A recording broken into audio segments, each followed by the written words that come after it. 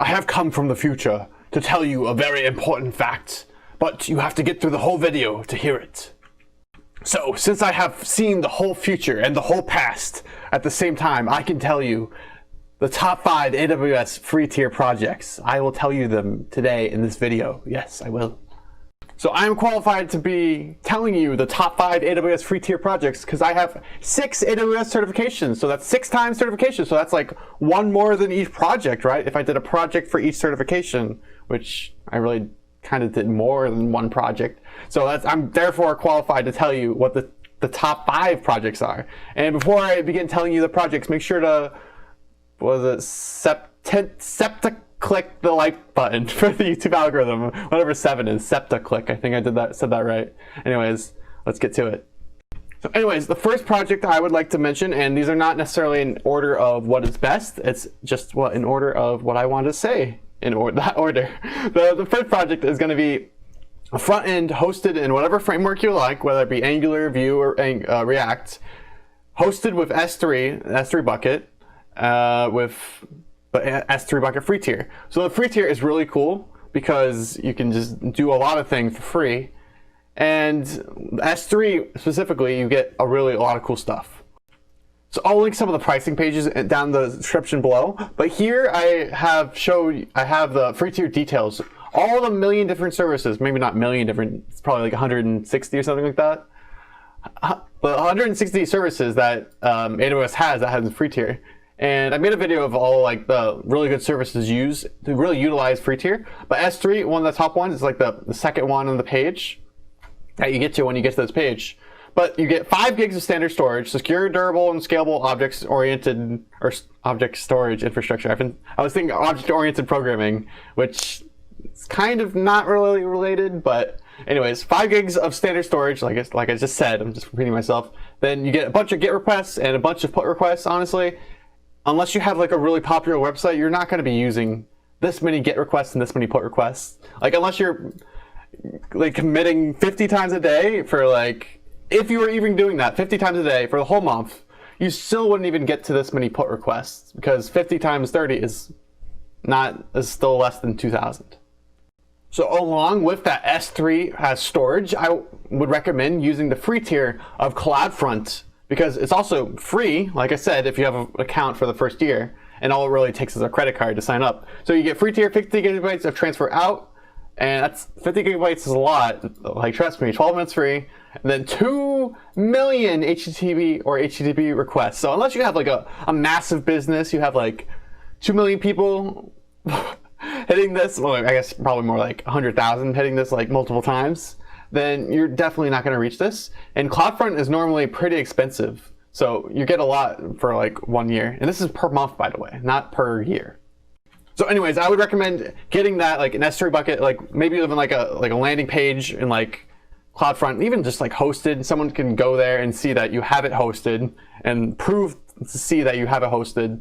And then that's the project in and of itself. You can even hook it up to a backend, make it fancy and stuff like that. But I mean, it's not necessarily required.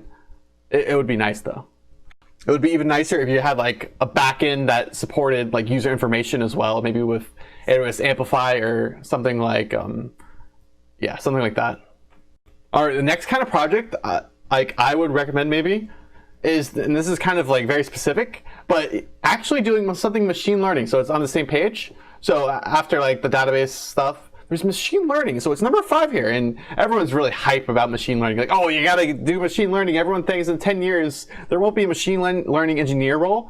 There will just be machine learning as a part of like software engineering. And AWS has a really interesting like amount of support they have in the free tier for AWS machine learning. So it's Amazon SageMaker, if you do not know. So if you take like the machine learning specialty, which I did, and you'll learn all about this kind of stuff and all machine learning algorithms. But anyways, so you get 250 hours. So it's really interesting with this one. It's kind of like unique compared to like the EC2s and stuff like that, in that you get 250 hours with T2 medium. Well, if you look at EC2, you get 750 hours per month for T3 micro, which is, wow, it used to be T2 micro. So that's actually, so it can either be both now. So they actually upgraded that. So that's pretty cool. But anyways, I didn't actually know that. So you get T2 medium, which you can imagine medium would be better than micro. So even though it is T2, not T3. But anyways, 250 hours, but you also get a choice. So this is for fully managed platform to build, train, and deploy machine learning models. Yeah. So T2 medium, 250 hours, or you get M4 extra large. And you can imagine just by the name extra large and that the number is bigger, that's obviously better, right? So 50 hours of that. So I guess it's kind of equal pricing, but you get less hours, which is fine. Or you can get slightly more hours than the really good one, 50 hours, which depending on what kind of algorithm you want to, I guess, train and the uses for your project, these definitely could be plenty in a month. I mean, you can always separate them out over a couple months if like you're doing a really massive project. Or you can get the M4 extra large for the first 2 months. So these are only for the first 2 months, sorry. It's not for like the whole year. So I guess it's a free trial kind of, but it is really still technically the free tier. And sorry, I forgot to mention. So one of these 50 hours was for training, and then the 125 hours was for hosting. This was for the M4 extra large. So I guess I kind of mentioned before, but my next number 3 on my list for the top 5 AWS free tier projects would of course be using AWS EC2. It's the first service here. So you get a bunch of cool stuff, like 750 hours, which is a long time per month. So this is 12 months. So what I was talking about with machine learning before, it was only for the first 2 months. It's kind of like a free trial, even though it is free tier technically. So my project idea would be using a free EC2 server to like host a server. And there's many different frameworks you could use with many different programming languages. So you can use whatever one you want, but you can of course I would choose the larger one, T3 micro, instead of the T2 micro, or T2 micro, because T3 is better, of course. That kind of makes sense. But I would maybe suggest using the EC2 in combination with RDS to host your database, because database gets the same amount instead it hosts a T2 micro on the database, and you get a bunch of storage as well. So this is going to be solid state storage, so 20 gigabytes of general purpose SSD, not the fastest storage, but it is really fast compared to like hard drives. And then 20 gigabytes of database backups, which, I mean, yeah, you need backups if you're going to do something really critical to your purpose, but not necessarily needed, but nice to have, of course. So I would recommend using both of those in conjunction together, maybe setting up some kind of backend, maybe even for your S3 bucket hosted website that I mentioned earlier. But maybe have the website on the EC2 server call the RDS server, and maybe have them communicate. And you can put this all on your resume, and it's very nice to have. So you can use a bunch of different frameworks to do this. Maybe have a Spring framework with Java, or maybe an Express server with Node.js. And even to like put some bonus points on it, maybe have it like set up your own VPC for security and stuff like that. So that's always fun to have.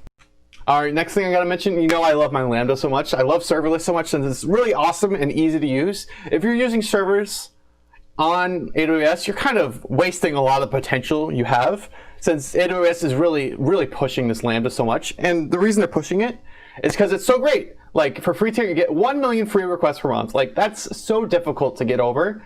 And after that, even if you go above 1 million requests per month, it's so cheap. It's like a request is like 1 million requests is like a cent or something, so simply cheap.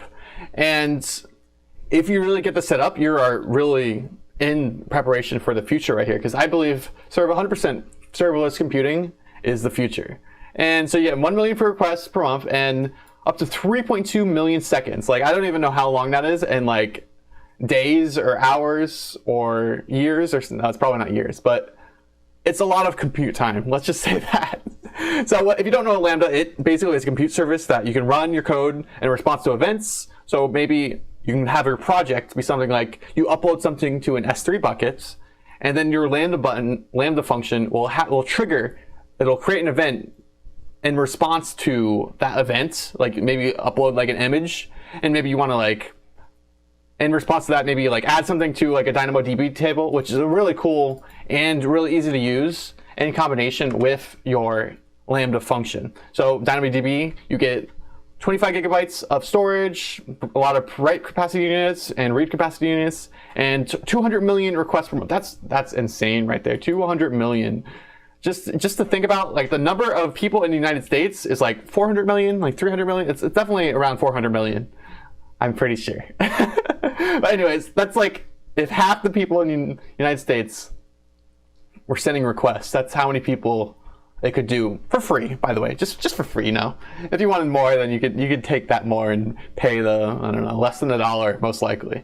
But it's all really cheap anyways. So I would set up something, image processing maybe using S3 bucket, Lambda, and DynamoDB. Set that all up in your framework of choice, whether it be like serverless or CDK. Those are really easy to use with S3 and Lambda. So another top 5 project I would maybe recommend is using something like SNS. Very popular service because it's really old. So basically you can have 1 million publishes. So maybe like a project idea is that setting up a notification system using SNS and an S3 bucket. So kind of similar to the last one where you set up something with S3 because S3 is really useful and really like you can use it for a lot of different things. So set up like once you add something to S3, once you get uploaded to S3, you set up like a trigger and SNS notification saying, hey, something was sent to this S3 bucket, and send a message to someone or email someone. And then you can also use SES, simple email service, instead of simple notification service. So email someone instead. So you also have a free tier for that. 62 million outbound messages per month, which is a lot of emails. So if you have that many emails per month, more than that, then you have a nice business, and you can probably afford the whatever the free tier cost or the normal pricing for SESs, or 1,000 inbound messages per month, which is not nearly as much, but still a decent number of email messages. So maybe you can work on some of those in conjunction together as well. Some of those project ideas, you don't have to necessarily create all of them to like get a job or put them on your resume, but a lot of these are good ideas, I feel like, and they might give you a good entry into what AWS is really about and to really get you an idea of how to start in the cloud. So that is the end of this video. I hope you enjoyed it. And I think I said like the secret fact I mentioned is that my favorite color is blue. All right, end of the video. I hope you liked it. Talk to you later. Bye.